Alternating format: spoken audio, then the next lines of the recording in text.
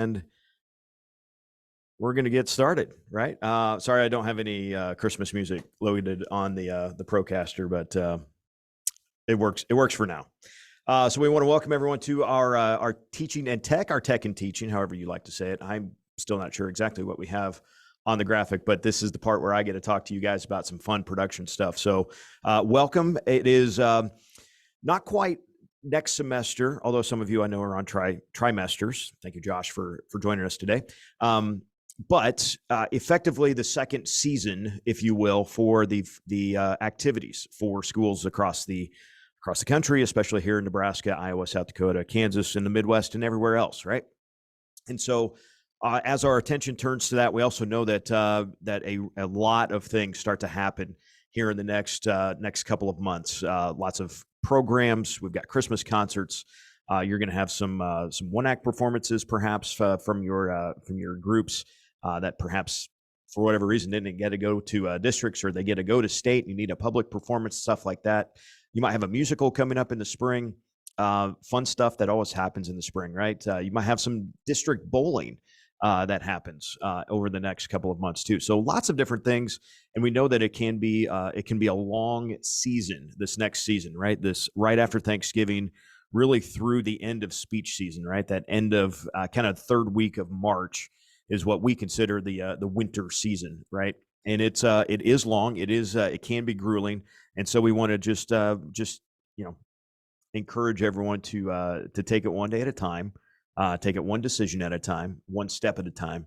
And when we look back at the end of the school year, we hope that everyone can be very proud of the work that they were able to do, the streams they were able to pull off, the number of students that are involved and maybe have had their eyes opened to a potential career, but also at the same time, even if it's not really a career type thing, maybe your group is the group that they are a part of at your school. Maybe they're not involved directly in the athletics, haven't been the basketball player, haven't been the wrestler at any point in their lives, but they are part of this group. And so I would encourage you, as the teachers that we talk to all the time, to make sure that we're always encouraging those students, especially when this Striv thing is their thing. And I think that's really, really awesome. So the agenda today, you've seen that from Danielle. We're going to talk a little bit about the Hudl focus camera and how to let that potentially expand your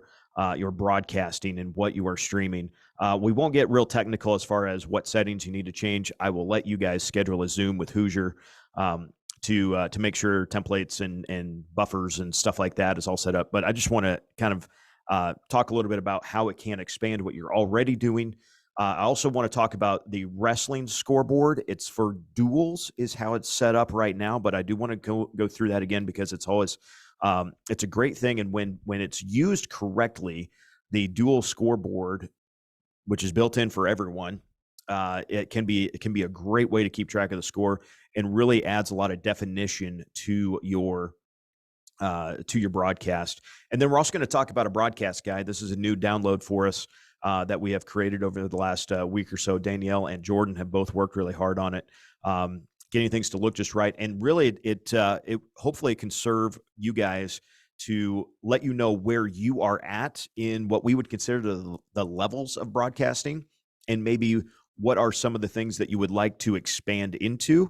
And then literally on the flip side of that is what kind of equipment might that take? So there's a little bit of both sides of that.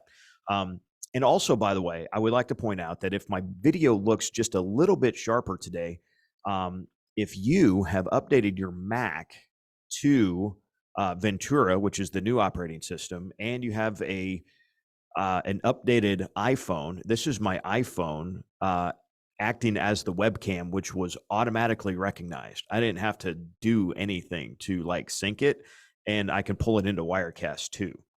So you could have your announcer cam have it be as easy as an iPhone that's on the same network as what your streaming laptop is. I was playing around with it the other day, and yeah, it looks sharp. I mean, if you can make me look good, it's doing something right. Okay, so Hudl focus camera. That's what we want to talk. Good discussion on Twitter this morning for those of you that saw some of the things come out. I will start by saying this. There is a time and a place for that camera. The exclusive broadcast way probably isn't its spot, but there is another time and a place. However, what we have seen from schools, and we've seen a number of schools do a lot of great things with it. We've seen a lot of schools try it in different scenarios, and it hasn't worked the way they wanted it to, so they went a different route. I just want to encourage you that if you have questions on how to incorporate that focus camera, please let us know. If it's a technical question, ask Hoosier. If it's, hey, how do we utilize this thing that's just mounted to the wall? Let me help you there. One of the easiest ways that it can be beneficial to your Striv program is as a complement to what your students are already doing. As a for instance, I love what Lincoln Christian does. Keith Miles kind of heads things up there for the Crusaders, and they're using their focus camera plugged in still with the Striv laptop, so it's got to be on the network still. But they do a great job of using that camera when they want to show junior high basketball or JV or C team basketball, or an event that's going to last all day that we just need the camera up and some sound coming through. We just need to be able to see that. Utilizing that focus camera comes in pretty handy. What that does is it does two things. First, it allows more streams to be produced by the school, right? So you are still showing junior high stuff. You are expanding into JV if you weren't already. And at the same time, while showing more, it's actually taking less of work on your broadcast students, right? So the convergence of both of those worlds is the fact that your broadcast students, instead of, okay, it's Friday night, I know I got to start streaming at, we got to be there to set everything up right after school. So as soon as school day is over, I got to set up all the equipment. And then we start streaming at 4 o'clock, and then we have JV girls, and then we go straight into thank you, Jason. Then we go straight into varsity girls, and we go straight into varsity boys, and suddenly it's 8:30, and we've been here for an extra 5 hours after school. That adds up. That takes a lot of time. That takes a lot of mental energy, and using that focus camera, that could be the time. That could be the thing to get you to say, you know what, we're going to have the focus camera do the JV games. We're going to let our kids be really focused and be really great at the production, not with the focus camera when it comes time for varsity. We're going to have the multicam, or we're adding our announcers for that. We're adding graphics, and we're going to do all that, but we're going to focus our attention on those 2 varsity games. But we're expanding the coverage because it doesn't take a lot of effort to hardline the laptop, open the template, and hit stream and use the focus camera. So that's really where it can be of benefit to use. The all-day wrestling tournaments, those are tough productions. Man, we're talking multiple mats all day long. And I can definitely see where having that wide camera to show what you can. Maybe you only have 2 mats in the gym. That's probably the best setup. The best scenario is that you only have 2 mats. Leave that thing up, let her go all day. Get to the finals. Now maybe that's your production. We're going to be ready for the finals of each weight class. And if they go consecutively, then you can have a 2-camera angle. Or if it's just 1 mat, that's the championship round, then let your broadcast focus on that. So there's definitely some options to use and how to incorporate that. We've had a number of schools try to incorporate that, the Hudl focus camera, in with the rest of the broadcast. And when it's the only camera, it's not so bad. You're still just bringing that into Wirecasts. Got to mess with the audio and video delay just a little bit. Make sure that your announcers, the nat sound, and the video are all lining up. But it can be done. We have seen schools try unsuccessfully so far to successfully pull the focus camera into a switcher setup and have that camera be available with your switcher. Haven't really figured out a great way to do that, and we've had some really smart people trying a lot of different things. So that's kind of a not yet, unless someone who is in the chat can already tell me, yes, Eric, we figured it out and it works perfect. If you can, great. And then it can expand again what you are already doing. You could add a second camera, or the camera 2, 3, 4 to your main camera, which is that focus camera. So Options, yes. Is it the standalone the only thing? I don't think so, but that's me, right? We will get Justin in here. And yes, Danielle's got the knowledge base article there in the chat. If you haven't read that already, that is really the kind of how to get it in. I'm gonna mute you there, Justin. There we go. And yeah, using the switcher as one shot, the focus camera as the second shot within Wirecast, and then it would crash Wirecast. Yeah, we've seen that too. So, like I said, just haven't seen real good results of utilizing kind of both with at least a multicam. Josh, you guys had just one when you first tried it. It was just one camera plus the focus, right? So that worked. Yeah, there was a lot of testing to be done as far as getting the video and audio sync.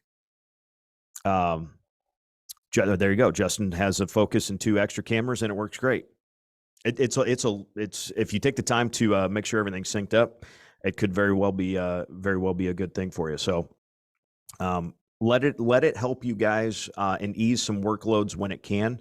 And when it comes time for the big production, I encourage you to really put some thought and some time into that, and really let the kids shine, let the kids do their thing. That's why they're taking your Striv class or involved in it in the first place, right? Is to try that out, see what it's all about. So, looking forward to seeing more stuff like that throughout the year.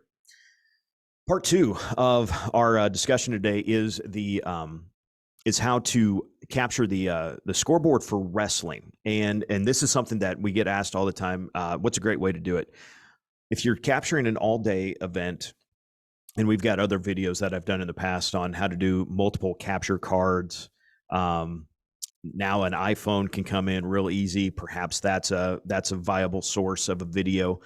There's different ways to do multiple screens, and really when you're talking about the all-day wrestling invite, screen capturing track wrestling and capturing that particular part of the screen that's got the scoring for the particular mat you're looking at, probably still the best way to do things. What I want to talk about now is really when it comes to your Tuesday night or Thursday night duel, and you're just wrestling, or maybe a triangular, where really it's what we're showing on the screen is 2 schools that are involved, and we're going through all of the weight classes, right? And so what I want to do is I'm going to share my screen here real quick and just show you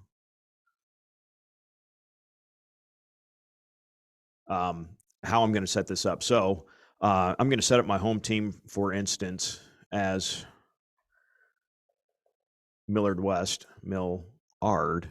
See this, still the talking and the typing, it's not good for me. God bless you teachers that can do it. And because it is a very pleasing look to see the green and the red, we're going to do green and red. So they're playing wrestling against Scotts Bluff.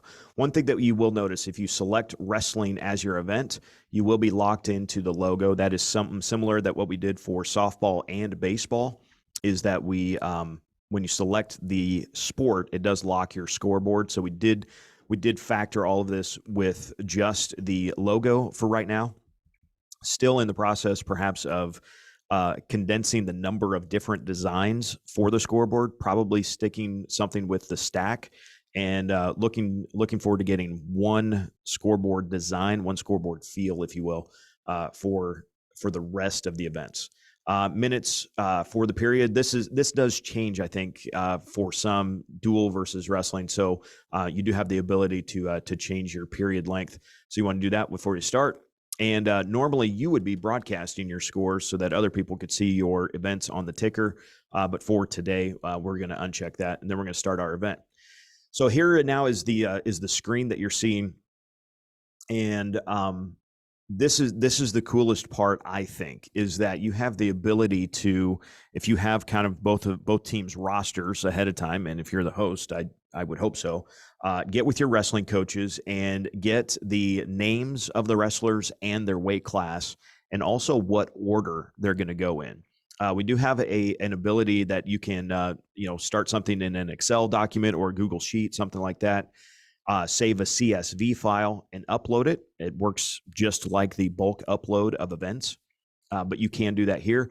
You can also just do it right from this screen. And so this is also, by the way, where it gets real handy if you have the space in the setup to be able to have two different screens for your computer. For instance, I'm on a MacBook Air and I have a second screen. So what you're seeing is actually a completely separate monitor from my main MacBook, right? So my MacBook would actually be running Wirecast, and my second screen, which is a bigger monitor, would actually be running, in this case, it's Chrome. It might be Safari, however you guys are logged in. But what you can do is you can add all of your matches here. Now, we got 14 different weight classes for wrestling, so you can add as many rows as you needed to go, right? And you could go with whatever the order of your weight class is and then input all of your names. So for instance,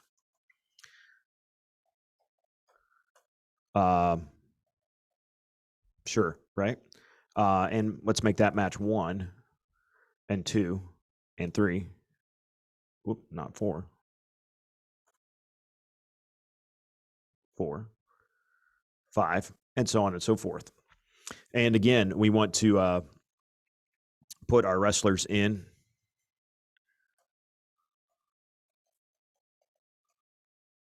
Whoop. Who's this Lad Hawkeye? This is Hoosier.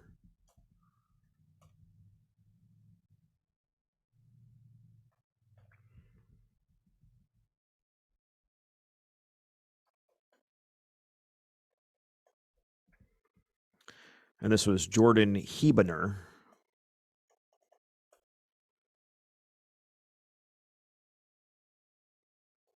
Hoosier's going to go back to back, by the way. Hoosier? See, it's the typing and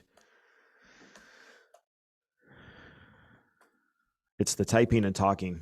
I can't do it. I just can't.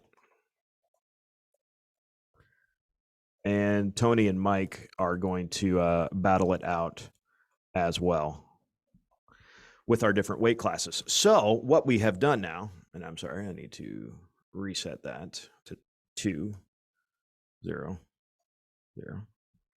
So we're going to go back and reset that. So now that I have my matches, what do I do with this information? Because Eric, I don't want to capture that, right? Well, no, you don't. But what you can do is you can select your match by clicking the dot and push. And then what you'll notice is that the home team, which is all of these, right, are now wrestling against all of these. And so it pulls in our weight class, pulls in the time, and obviously we're going to start in the first period. Now the scoreboard operates just the way that it always has. Down arrow starts and stops the clock. Left arrow changes the home score. Right arrow changes the away score. You'll also notice that I have the ability to swap colors. Normally in a duel, one team's going to wear the green ankle bracelet and one team's going to wear the red. Every now and then, for some reason, it flips. I'm not sure why, but you do have the ability, if you need to flip the color of the ankle band, which is actually the color there within the scoring.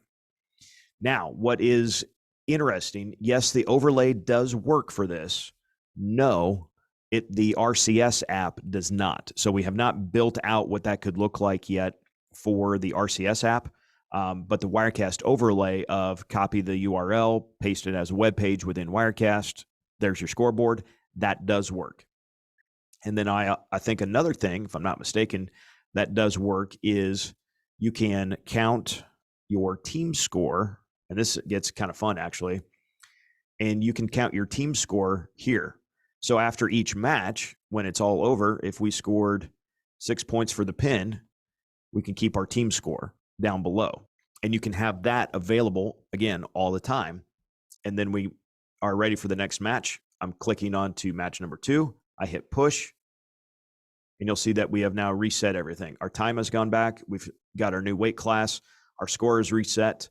And we've got our last names of our wrestlers with the team score down below. And so that's really how you would go through each match. Again, we have 14 different weight classes. So this would be great for a duel. It'd be great for a triangular. Quad might take a little bit of time, but can be done. Hoosier is going down. Yes. Yes. In junior high, when you get you can get some quick pins, it can go really, really fast. That is the advantage, if you will, of if you can get your rosters ahead of time and get who is in what weight class and what order they're going to be in. Then you can go through those really, really fast, and then it's just a click of click and push, and your names are there. But yes, Don, that's a great point. That when you get a junior high event that can get some really fast pins, the night can move really, really quick. So that's kind of what I wanted to show you there for the I'm going to move this out of the way, or at least down here. Show you for the wrestling scoreboard. Again, awesome for duels, triangulars, maybe some quads. Hope you guys can use that. And the last thing that we want to show you is our new broadcast guide, spurred on by a conversation with Marcus here a few weeks ago. Just kind of so that you guys have a little better understanding of and can kind of take some time to think about where you are at as a broadcast program and maybe what are the next steps, because there's so many ways, so many different things you can add to your broadcast, right? You can add more cameras, you can add announcers, you can add an audio mixer, you can add wireless communication, you can add wireless cameras. Where are you with all of that though? Like, where can you add that? Hopefully this kind of breaks down a little bit of what can we nail as the basics. We can nail the one camera setup, we can nail the scoreboard, we can nail some advertising. If we could start there, that's a great basis. From there, so that's really what I count when we go to do a state event. One thing I've really told Hoosier lately is those are the rocks that we stand on, that we've got quality video, we've got accurate score for whatever event it is that we're producing, and that we have sufficiently taken care of our advertisers, whatever that looks like. If we have those three things on every broadcast, no matter what, everything beyond that is gravy. Everything beyond that makes it just look better, but it's got to work right. Yes? Yes. So adding the announcers, adding your audio mixing, adding extra broadcast graphics or videos, whatever that looks like. That's kind of that next step. Beyond that, you get to the multicam setup. You're adding 2 or 3 cameras, adding different shots. That comes with a whole nother, whether it's wireless or not, you can do a lot with just 2 cameras that are both wired into your laptop. Got a MacBook Pro, got 2 capture cards, got 2 cameras. Perfect. You got to switch back and forth between them. You could still show a ton of things, and you can really build to the multicam setup, even if you only have 2 cameras. So you don't necessarily need the switcher right out of the gate. But do you have wireless cameras? Boy, that opens up a whole new world. If you are completely portable with your second camera, what are you going to show? You're going to show a close-up for the cheerleaders. You're going to show the crowd a little differently. You're going to show the huddle a little differently. You're going to get different angles throughout the gym. You're going to be able to be down on the mat. How cool. Kearney High does a fantastic job when they do the duel. That is usually in their auditorium. We've got 4 or 5 different cameras. We can be down on the mat. We can be up high. We got the straight on shot, if you will. Awesome stuff that can be done with those wireless cameras. And then the crew to crew communication is a huge step there in level 3. If you want to add cameras, if those cameras get more than 2 feet away from the people that need to talk to each other, wireless communication is going to be very, very helpful. Your production level will go through the roof just because the kids can talk to each other, just because they know when they are on air and when they're not, because you're going to hide those camera movements. You're never going to have the camera just be dropped down because, I think I'm not on air right now. It helps you as the teacher to direct the cameras. If you feel confident that your announcers and your producer who's running Wirecast, they're good. They need a little less direction, if you will, but you really want to focus on your camera people. Gives you an open book, really. If you have that wireless communication, you can tell them exactly what you want to see and then switch to that camera. You don't have to just switch to it because, it looks good now. And then the kid thinks, I'm probably not on air now. So they start moving the camera and everybody sees that at home, right? So we can really make the production level really, really good. Level 4, man, this is where it starts to get really, really fun. You start to talk about instant replay. There is a replay feature within Wirecast Pro. It's not super awesome for sports replays, but it can be handy. One thing that Omaha Central is about to be playing with here in the next couple of weeks and over this winter sports season is the replay feature creates not just the replay shot within Wirecast, but it actually saves that video clip to your laptop or streaming computer.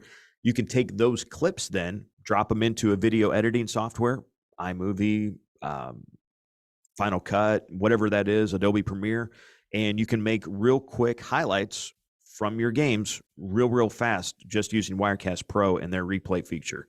Could be really fun. So excited about that. Then obviously you can go from something like that. You can go all the way up to a TriCaster with the 3-play system, which is a very professional looking system, has the jog wheel. It's pretty pricey, but we can get that if you really want to explore that.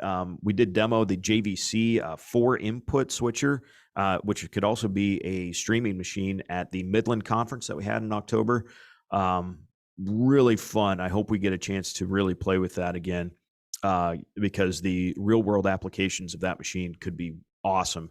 4 simultaneous inputs, and you can select your camera angle for the replay of every play. So think of the last time you saw a replay of in a college football or an NFL game, and they show you 8 different angles.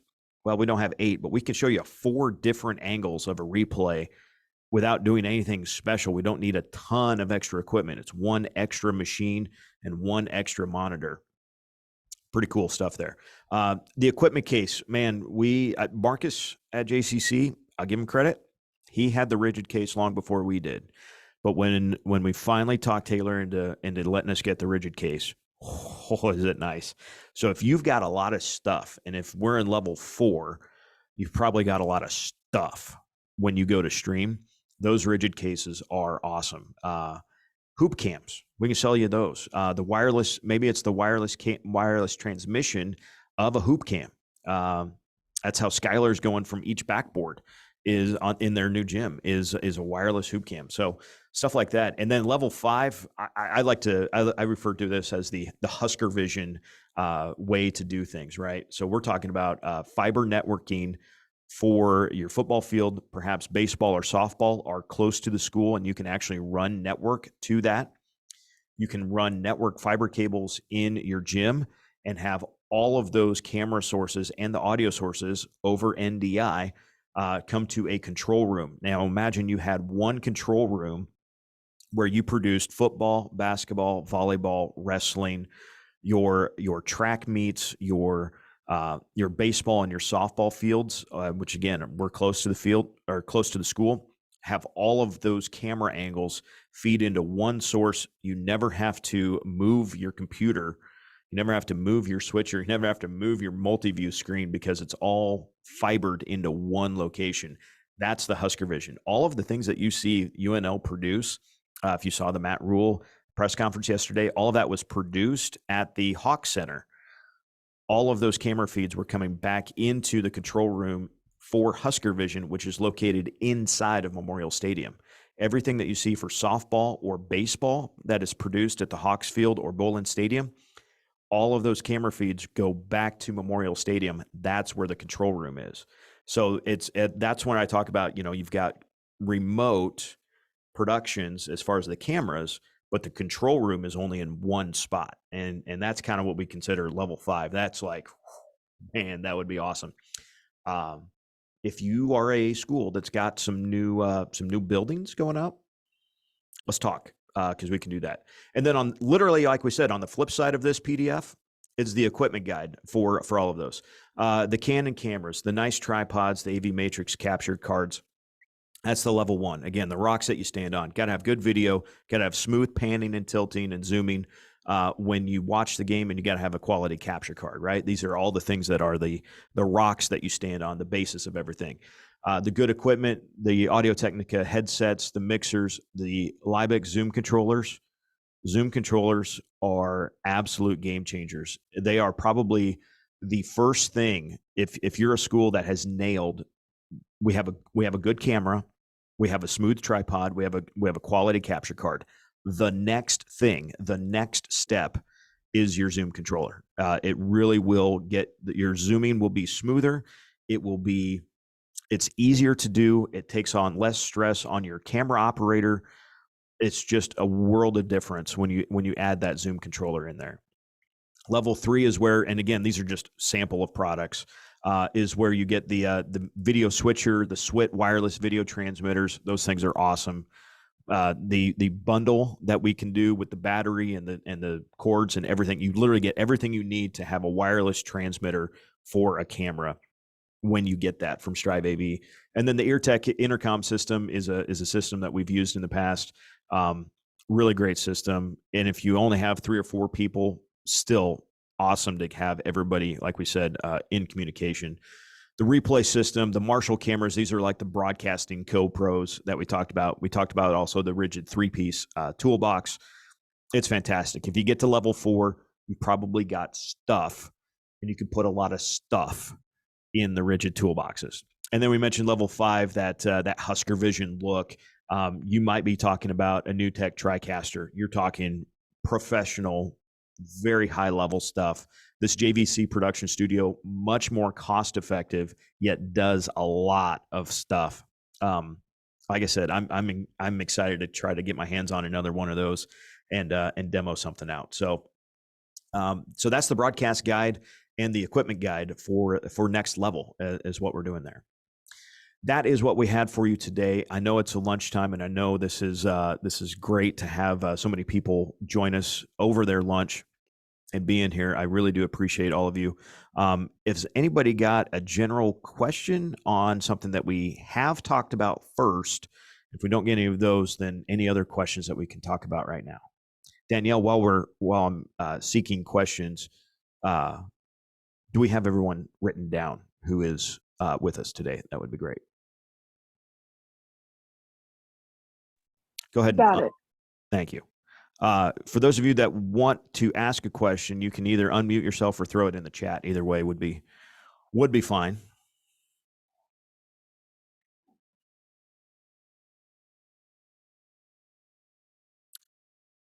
How about a question that is a topic that we haven't talked about? Something else that has come up perhaps for you this fall, or that you are anticipating for are the cameras that Skylar is using for backboards wireless? The cameras themselves, thank you, Justin, those cameras themselves are not wireless. However, they are hooked up to wireless transmitters. So what Skylar has done with their backboard cameras is they are using a Marshall camera, and it's a P603, I believe, or 503. And so it's what I showed you before. It's tiny. If you've been around in the GoPro game or you've picked one up, it's about that size. The difference for the Marshall is there's no screen on the back, right? So you have to have it plugged into a source. Those are usually SDI, and what that is so they are going out of the Marshall camera straight into the SWIT transmitter, and then at their production site they have the receiver for the SWIT, and that's plugged into their switcher. So it's the camera itself isn't wireless, but they are transmitting it wirelessly.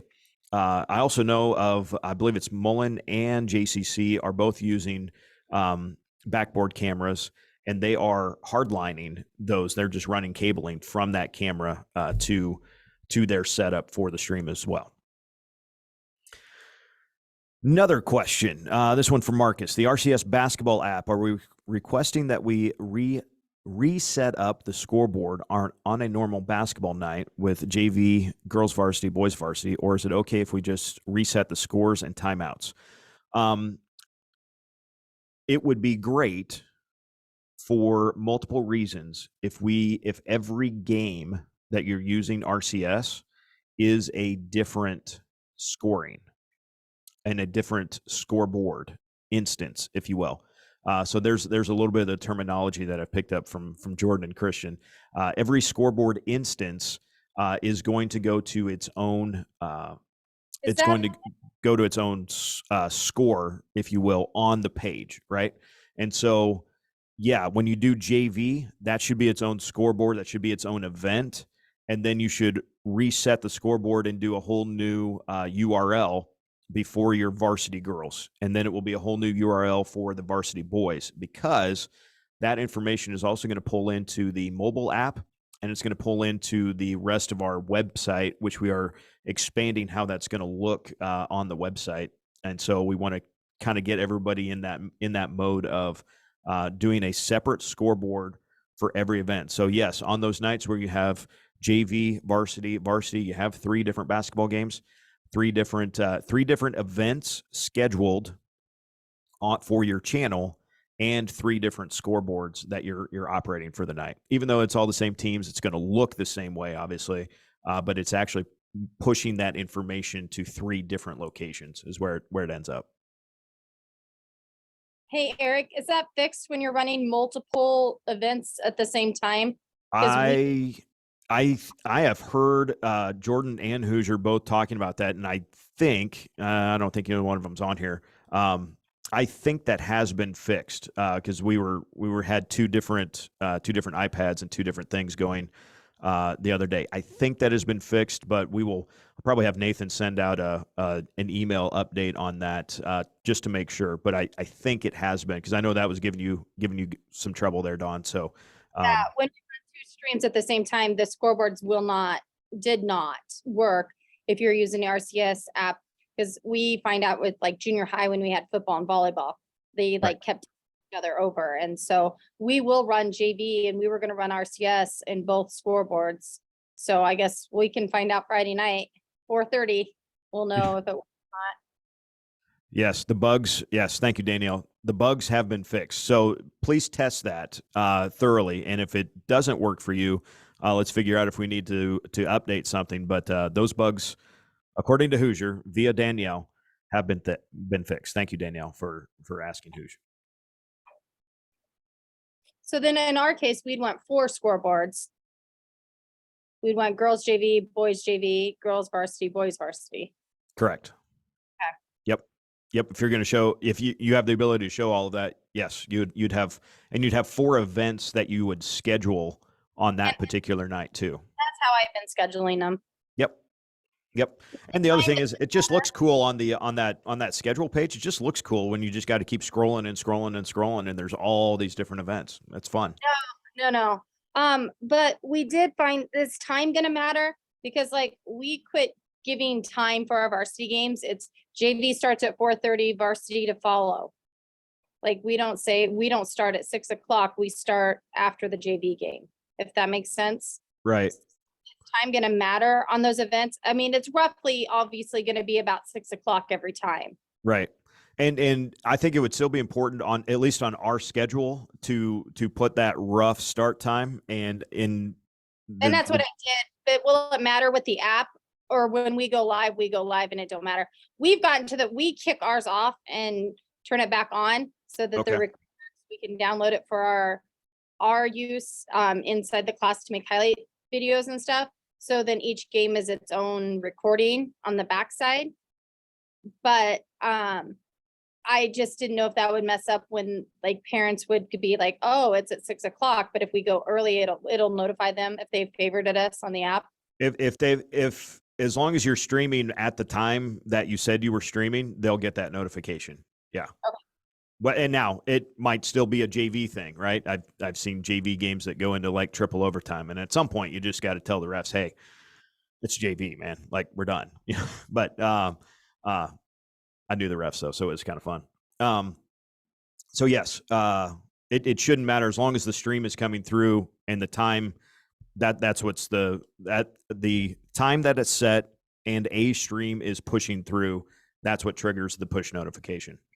So if we start like at 5:45, do I need my kids to go adjust that, or just it is what it is? If tip off for the varsity game would start substantially earlier like that, like if you had scheduled varsity for 6 o'clock and tip off for varsity instead is going to be 5:45, it's probably not a bad idea to edit that start time in the dashboard for the event. Yes. Okay. Yep. We have a feature request. Reset the fouls when going from second quarter to half. Currently, it resets from half to third quarter. Oh, yeah. Yes. Yes, Marcus, that's a good feature request. I like that. That is this is me finding my messages to Hoosier as we do this live. And I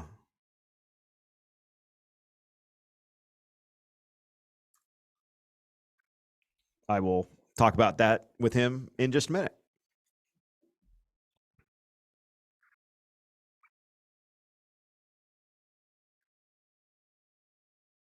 Cool. Well, if there's no other nothing else for the good of the order, again, thanks for joining us today. Awesome to see so many of you guys on here. I think we've got one or two more of these yet in December as we close out this this part of the school year, whatever part it happens to be, and we get fully into winter sports. It's a long time. We got a lot to do, and chins up and push through. This will be fun when we give the kids the opportunities to do some of this stuff. It is really awesome to see what they can create, and that is the point. That is everything we are about when we talk about being a Striv school. So thank you so much for all of your efforts, and I hope everyone has a great holiday season. We will talk to you again here very, very soon. Thanks a lot, everybody.